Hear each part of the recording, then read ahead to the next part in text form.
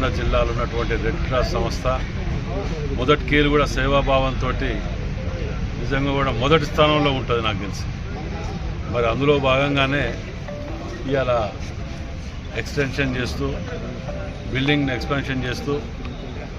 దానిలో ఇంకా కావలసినటువంటి అవసరాల రీత్యా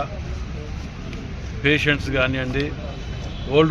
ఓల్డ్ ఏజ్ వాళ్ళకు కూడా ఫ్రీ ట్రీట్మెంట్ చేయడానికి కానివ్వండి, దీన్ని పెద్ద ఎత్తున ప్రజల్లోకి ఉపయోగపడే విధంగా తీసుకుపోవటానికి అన్ని విధాల ఏర్పాట్లు మున్సిపల్ కార్పొరేషన్ నుంచి మేయర్ గారు కానివ్వండి, మేము కానివ్వండి, డాక్టర్ అందరం కూడా కలిసి దీని మీద రాజకీయాలకు ఖచ్చితంగా ఈ యొక్క రెడ్ క్రాస్ని అభివృద్ధి చేయాలని ప్రతి ఒక్కరం కంకణం కట్టుకొని ముందుకెళ్ళడం జరుగుతుంది. మరి రెడ్ క్రాస్కు ఇది రెడ్ క్రాస్ రోడ్డుగా నామకరణ చేయాలని చెప్పి మేము మేయర్ గారిని